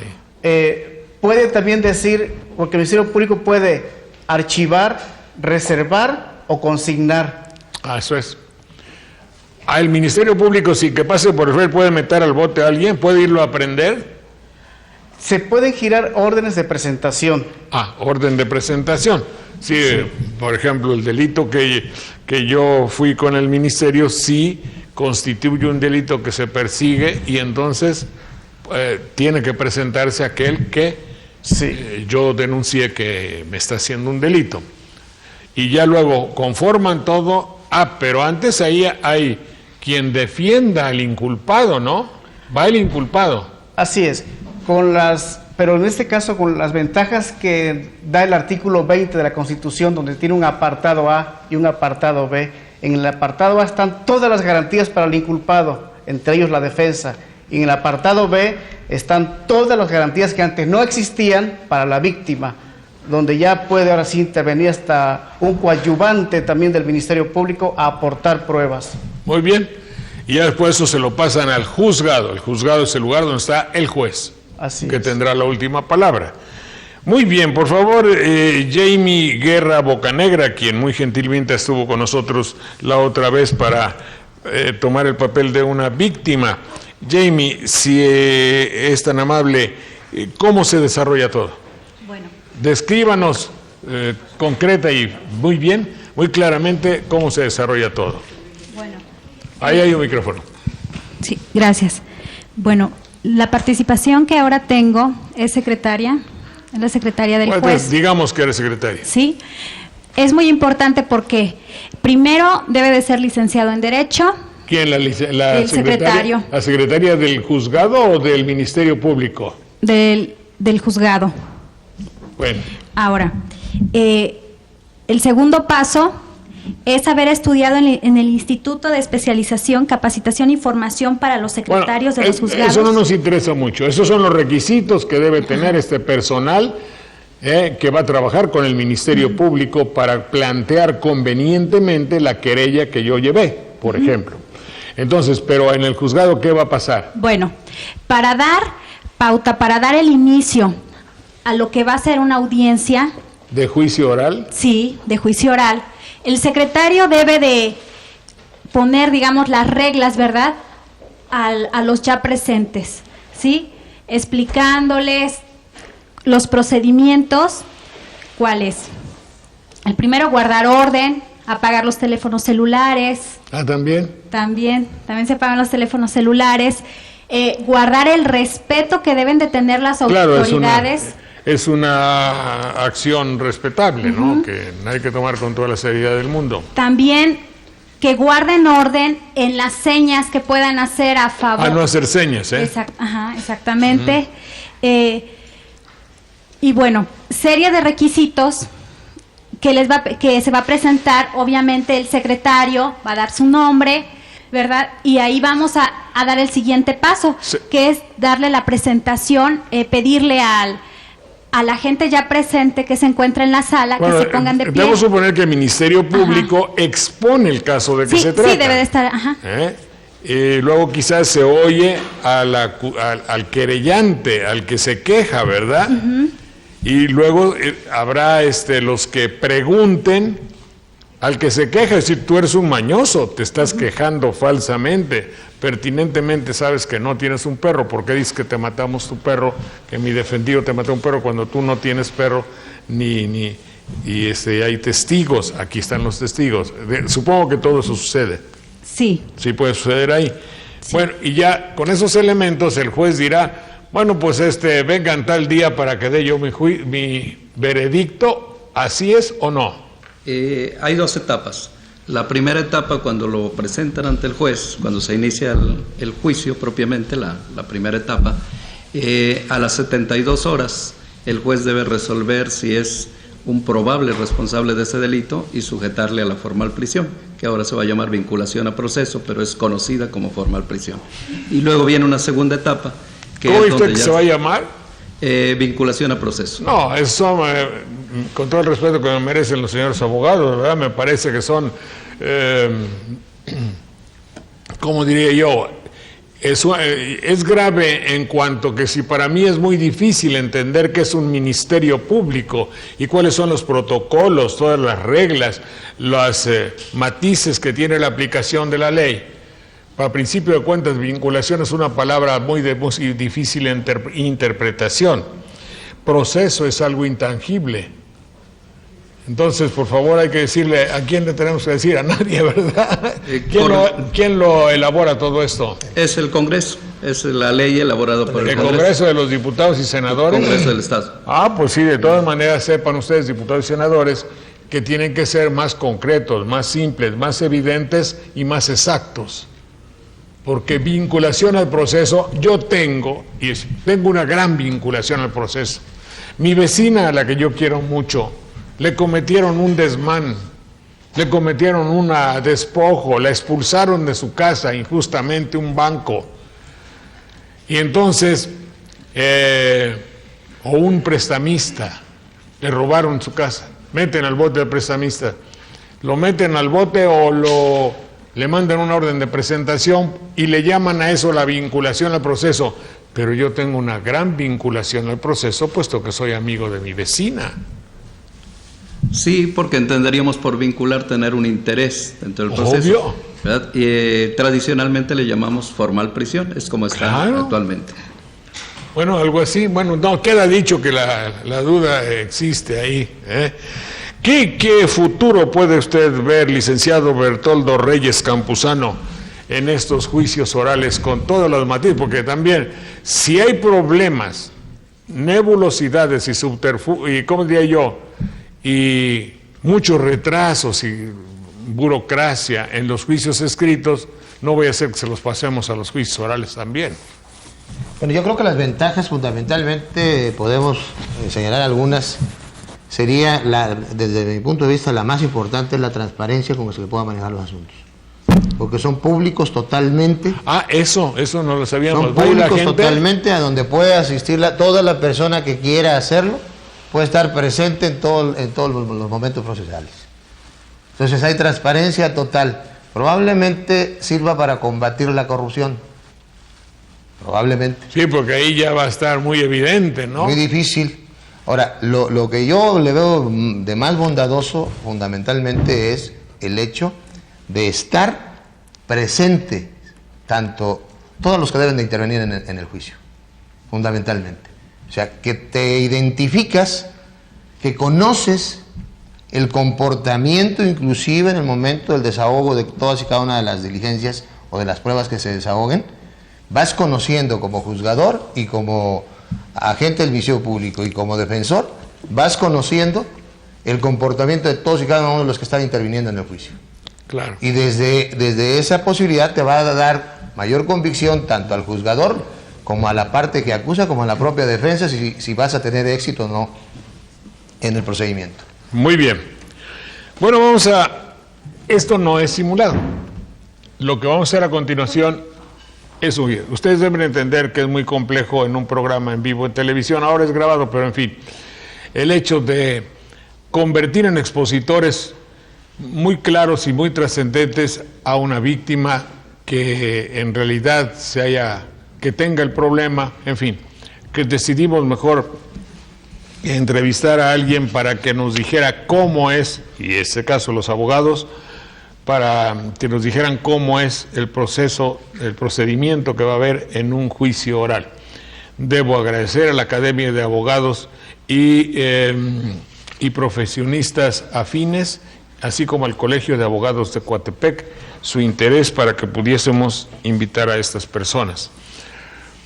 Tengo aquí el caso, imaginemos que vamos a estar en un juicio así y que alguien va a querellarse y que le preguntan ¿de qué se queja? ¿Cuál es su querella? Vamos a exponer y cuéntenos lo que le ha sucedido en su vida. Hay un caso que a sugerencia de los señores abogados es lamentablemente muy común en México. Violencia familiar. Si la complicamos tantito, puede ser violencia intra o intrafamiliar, ¿verdad? Le llaman, ¿no? Dentro total, se entiende que la violencia familiar es aquella que ejerce uno de los miembros de una familia en contra de otro u otros. Puede ser un papá desventurado que agarre parejo contra la esposa y contra los niños. Eso sería violencia intrafamiliar. El caso de que haya una señora que se comporte mal con su pobre marido y con sus hijos, también cabe la posibilidad de que sea de una manera física o de una manera no física, como puede ser el chantaje. En fin. Pero el caso que les vamos a presentar a ustedes es un caso real, del cual nos darán sus apreciaciones. El público se forjará sus apreciaciones y los señores abogados también. Dentro de 30 segundos, por favor.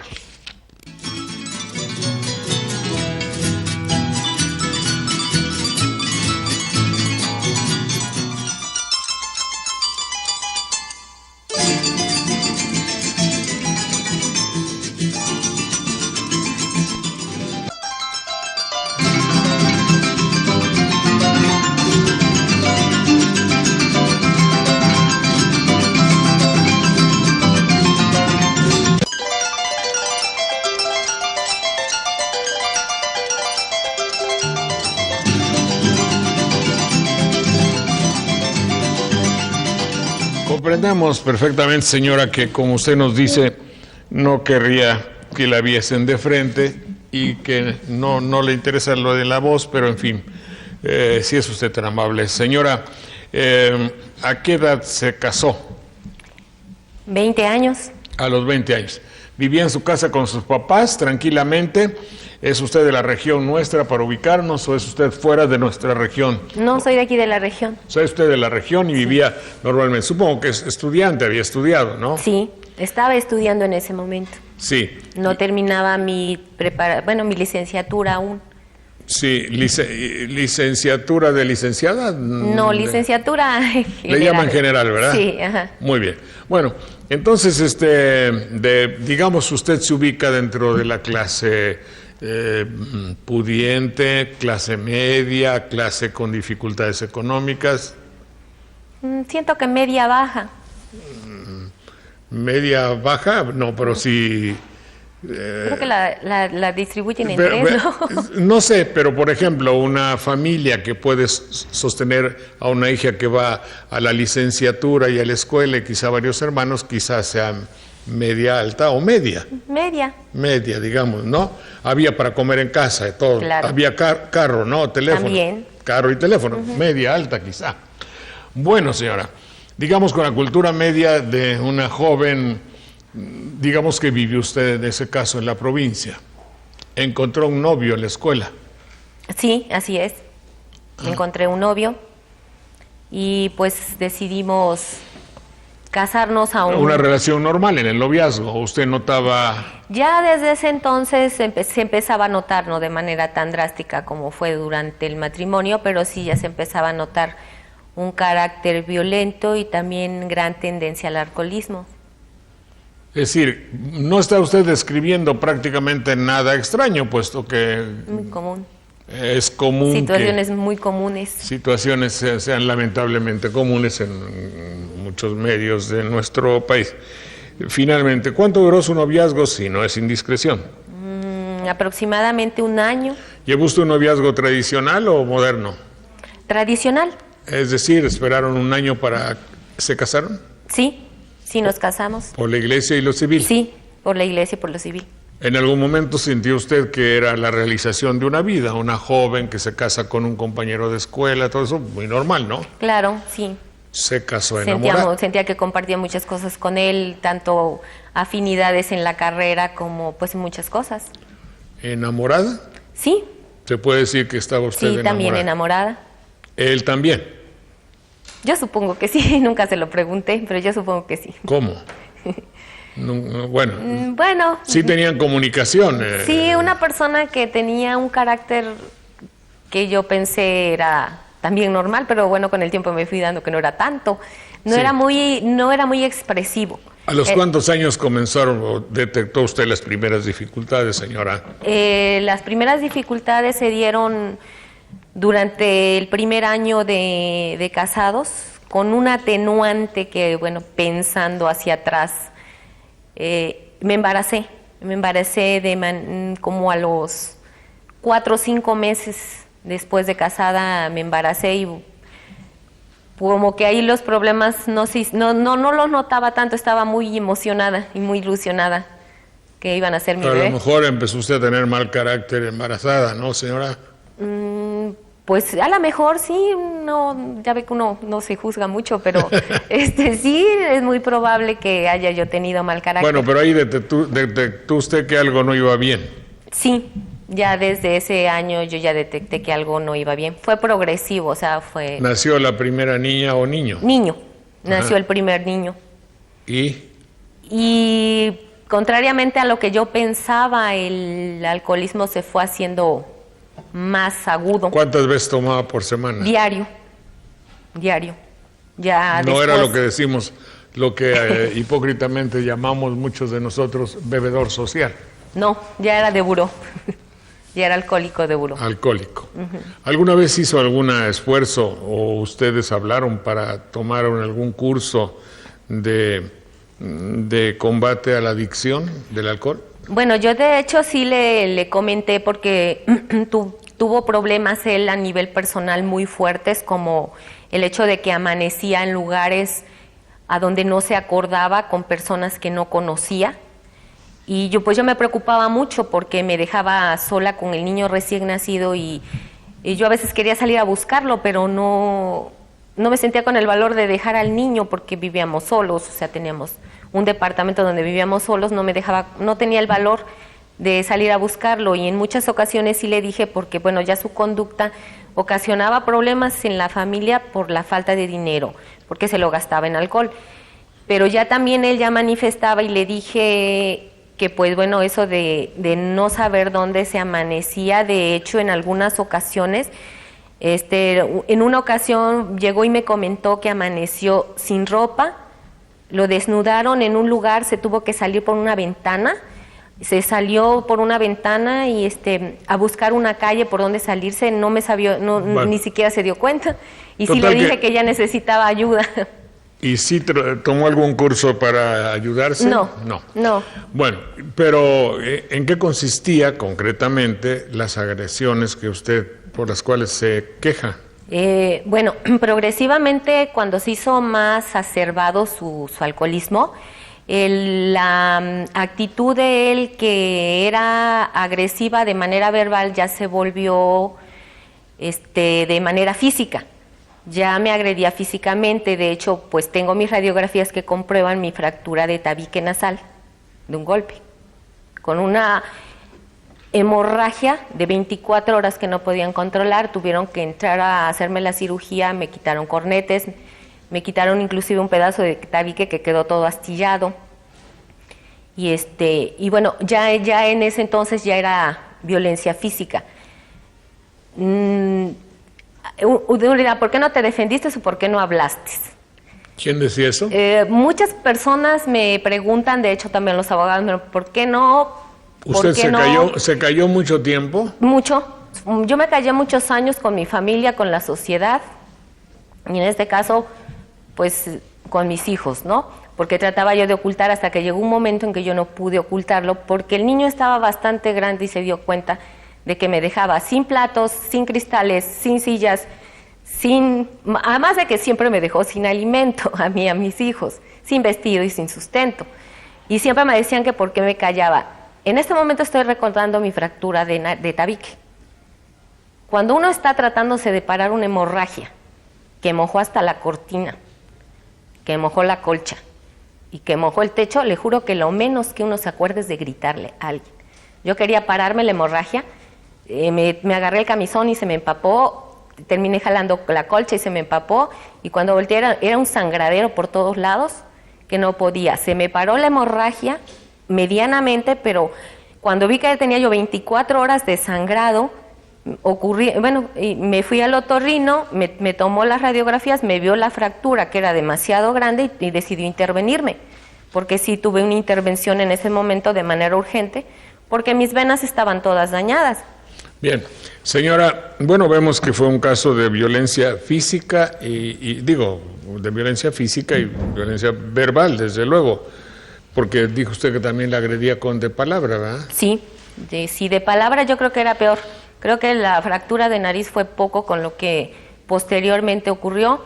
Yo decidí separarme y en esa duda tenía yo miedo de hablar con mi mamá, tenía yo miedo de hablar con mis hermanos, tenía yo miedo de tantas cosas, y él siempre me decía que iba a cambiar, que las cosas iban a cambiar, que iba a buscar un trabajo, que se iba a hacer cargo de la casa. Sí me achacaba mucho mal humor, pero yo le decía que yo a veces trabajaba hasta las 3 de la mañana porque tenía 2 trabajos para poder sostener la casa y a mi hijo. Y siempre me decía que iba a cambiar, que lo que pasa es que no se había realizado, que lo que había estudiado no le gustaba, que ahora quería estudiar otra cosa. Todavía le pagué 2 carreras después yo con mi salario para ver si así se realizaba.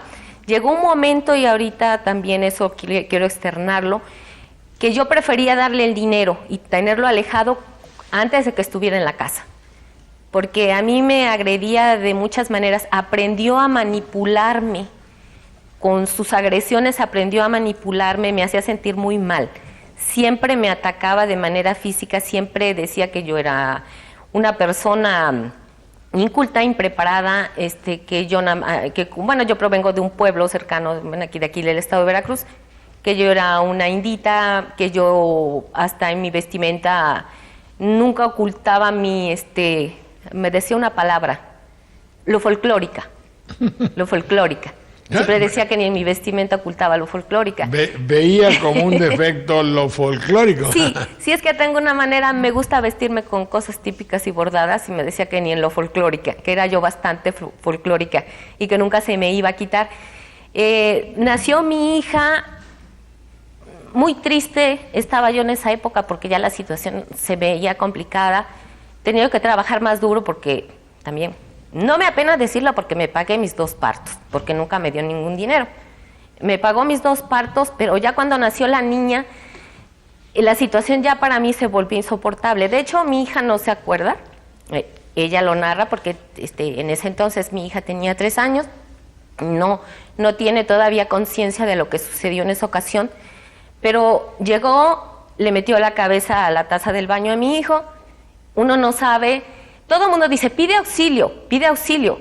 Yo quisiera verlos con una niña de brazos y tratándole de quitar al otro, porque lo estaba metiendo en la taza del baño, de hecho le llegó a meter la cabeza, porque yo sabía que en el momento en que yo descuidara a uno de mis hijos, se reía de una manera tan burlona, tan sarcástica, sabía que en ese momento ejercía su total y pleno dominio sobre mí.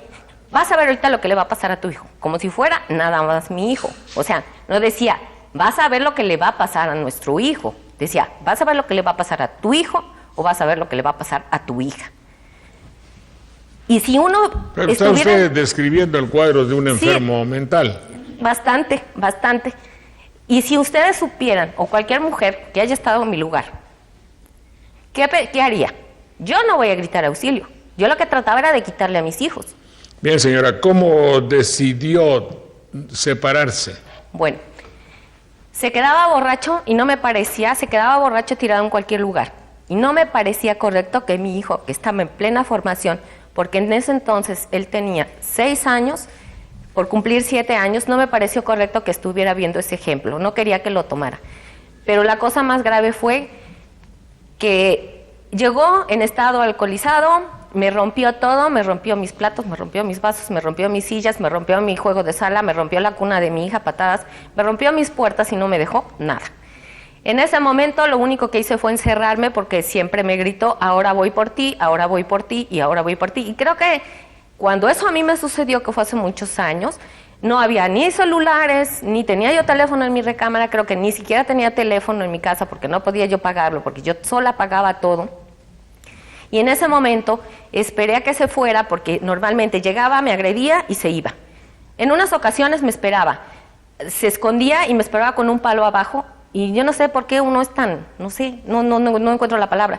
Yo todavía salía a buscarlo y en varias ocasiones estaba con un palo tratándome de dar y yo pues corriendo como loca por toda la casa. Y en esa ocasión agarré, me calmé, esperé que amaneciera, con mucho cuidado bajé a ver que él ya no estaba. Llamé a mi mamá, llamé a su familia y llamé a las personas que tenía de confianza. No moví nada, no moví absolutamente nada. Y en ese momento le dije, mira mamá, yo no puedo vivir con esta persona porque en un momento dado, mira lo que hace con las cosas y yo no quiero que un día me vaya a matar a uno de mis hijos o un día me vaya a matar a mí. Porque Bien. Ese día, pues quién sabe qué va a pasar. A ver, gracias señora. La narración parece ser que el caso es evidente, es claro, aún para alguien no experto, un caso de violencia familiar patológica y fuerte, ¿no? No es una agresión verbal o una amenaza de levantar la mano, sino en vías de hecho y de... ¿Qué delitos se tipifican, señores abogados, hasta aquí? Así, viéndolo de así, si está tan amable, licenciado. Adelante, licenciado Raúl Pimentel. Perdóname decir, sí. Cualquiera de ellos, ustedes, si es tan amable. En este caso, en el título 8, Delitos contra la Familia, en el artículo 233, se actualiza la hipótesis que lo contempla, que dice, se considera violencia familiar el uso de la fuerza física o moral que, de manera reiterada, el agente activo ejerce sobre sus parientes, cónyuges, concubina o concubinario, si habitan en la misma casa, en agravio de su integridad corporal, psíquica o ambas. Bien, ahí está catalogado, es agresión que... Psíquica. Sí, pero el delito en sí, ¿qué puede ser, Bertoldo? Violencia familiar. Violencia familiar. ¿No puede ser tentativa de asesinato? ¿Cómo no? El niño, de tomar al niño y vas a ver secuestro, es decir, no sé cómo se puede llamar. Tomo a tu hijo, ¿qué es lo que tú quieres? Y vas a ver que lo voy a matar y luego voy por ti. Es una amenaza, ¿no? Nada más que se subsumen todos esos ¿Lo cual quiere decir se conjuntan? Sí, se subsumen a la violencia familiar, o sea, los absorbe. La violencia familiar porque habla dentro de los elementos de conductas reiteradas. Y ella ha dicho que era constante, que era todos los días. Porque todos lo los cual días no es atenuante el hecho de que sea constante. No, por supuesto que no, es lo que configura fundamentalmente el delito. Licenciado, si es tan amable. Sí, agregaría que al momento en que ella formula su denuncia y al integrarla al Ministerio Público, tiene la obligación de acreditar el hecho delictuoso. Es decir, tenemos una afirmación de ella en cuanto a una conducta de agresión de parte de su cónyuge. Pero esto tendrá que complementarse. ¿Cómo? Ya sea... Es que generalmente dentro de la vida familiar, a no ser que legalmente se pueda poner una cámara como las que se ponen en los supermercados para ver y filmar a cómo. No le vamos, todavía puede hacer que no le creamos a una señora así. El problema es que cuando venga la otra parte va a dar una versión totalmente distinta. Y bueno, mal, no es cierto, hombre, yo te traía flores todas las noches, yo te regalaba cosas, estabas muy bien, trabajaba y tomaba yo una copa de vez en cuando, diría, ¿no? Sí, aquí quisiera hacer mención de que dentro de las pruebas fundamentales para poder acreditar ese hecho está la pericial psicológica, en la cual se elaboraría un dictamen y en la evaluación se advertiría si ella sufrió alguna afectación emocional y al mismo tiempo también se le hace un dictamen al inculpado para ver si él mismo muestra un carácter irascible o violento. Irritable, ¿verdad? Así es. Irritable. ¿Usted, señora, llevó un juicio de divorcio? Bueno, ahí creo que tuve la gran suerte de que esta persona tuvo un arranque de orgullo y le dije, bueno, mira, yo creo que esto ya no tiene ningún caso, y me dijo que no me iba a rogar. Dije, bendito sea Dios, bendito sea Dios. Y bueno, lo solucionamos por la vía pacífica, repartiendo las cosas que ahora argumenta que dice que yo se las quité, pero pues realmente si van al registro público yo no tengo nada. Argumenta que se las quité cuando fue un acuerdo que hicimos y bueno, decidimos tomarlo así. Cambia su personalidad, cambió muchísimo y pues a lo mejor le digo, agarré un momento en que estaba con el orgullito y le dije que pues ya se acababa. No quise denunciar ni las agresiones. Sí tuve tratamiento, estuve en tratamiento psicológico aproximadamente 1 año y medio. Porque bueno, pues, pero el que le hacía falta era él. Según lo que usted narra, es evidente que el tratamiento psicológico era para el agresor, debería haber sido. Pero es que uno queda muy lesionada y queda muy insegura también, o sea, insegura en todos los sentidos, en el nivel laboral, en el familiar, en el social.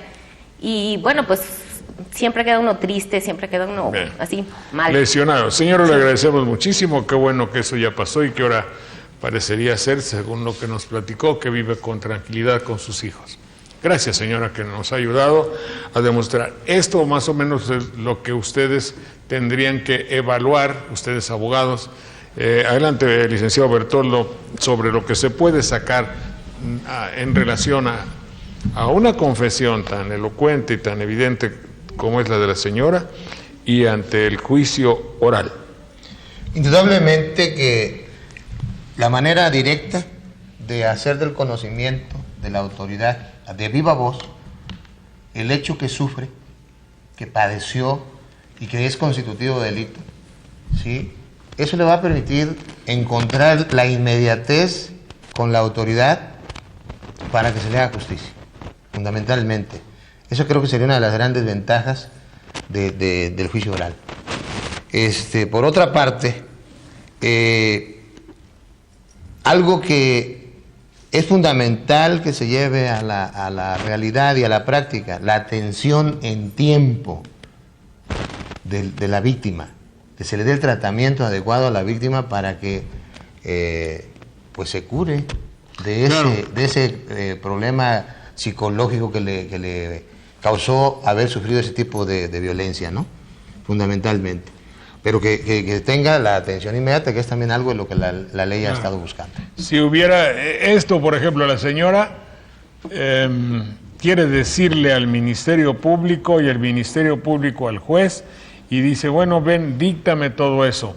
Le dictan, se pasan 15 o 20 días y le llega al juez un oficio, toda vez en el tal, versículo tal, no como se diga, ¿no? En la ley, diagonal. No es lo mismo que si ve a una persona y lo mismo que si ve a un sujeto que pueda tener o no las características de alcoholismo en realidad. A mí me parece que sería excepcional y que los señores abogados estén convenientemente preparados para que pueda hacerse la justicia concreta, rápida, bien, como debe ser. ¿Quieren agregar alguna cosa, señores? ¿Sacar alguna conclusión? Solamente referiría dos aspectos. Uno, en tratándose del delito previsto en el Código, la pena sería de 2 a 6 años de prisión. En este caso. Perdería el inculpado el derecho a heredar los bienes de su cónyuge y además sería condenado a un tratamiento psicoterapéutico, que es el punto neurálgico, porque de nada serviría internarlo en prisión si al salir integraría una nueva familia en las mismas condiciones. Lo que tendríamos que ver es el tratamiento para reeducarlo o reorientarlo ante una sociedad y conformar una nueva familia. ¿Y los niños? Los niños también deberían ser objeto de un tratamiento psicológico si sufrieron una afectación. ¿Pero perdería la patria potestad? No. Podría perder la patria potestad, también es una causal. Muy bien. ¿Alguna otra cosa, señores? Bueno, yo creo que, antes que intervenga el licenciado Ángel Cruz, yo creo que fundamentalmente el juicio oral va a requerir de actividad por parte tanto del Estado como de los mismos abogados, los colegios, para actualizarnos, para ponernos al día con esta modalidad, con esta actividad que debemos de llevar a cabo. Porque al final de cuentas es responsabilidad de todos, gobierno, abogados, instituciones y sociedad, para lograr un fin fundamental, tener una mejor justicia en México, y en este caso en Veracruz. Muchas gracias. Adelante, licenciado Ángel Cruz. Gracias. Creo que uno de los fines esenciales de los juicios orales es la expeditez, es la rapidez. Concreto. Y además, basado en los principios de oralidad, inmediatez y publicidad. Oralidad porque cada quien va a exponer de viva voz los hechos. La inmediatez porque está presidiendo en ese momento el juez el problema y está recibiendo los testigos, los está escuchando, los está interrogando. Y la publicidad porque son audiencias públicas y todo el pueblo puede asistir. E inmediatamente imponerse. Claro. Y aunado a esto, lo que comentó también el compañero Bertoldo, la transparencia con la que se va a juzgar. Claro que todo esto previamente debe de llevar ya un caudal de pruebas que se van a desahogar Bien, señores. En el juicio. Muchas gracias, señores abogados. Muchas gracias. Cuando dice publicidad, no se trata de la publicidad que ustedes conocen en la televisión, sino el hecho de que sea abierto y ante el criterio, el juicio y la presencia de la ciudadanía, ¿verdad? Así es. Mucho gusto saludarlos, señores. Gracias, señora. Gracias, muy amable. por la invitación, don Jorge. Gracias, señorita. Muy amable. Adelante.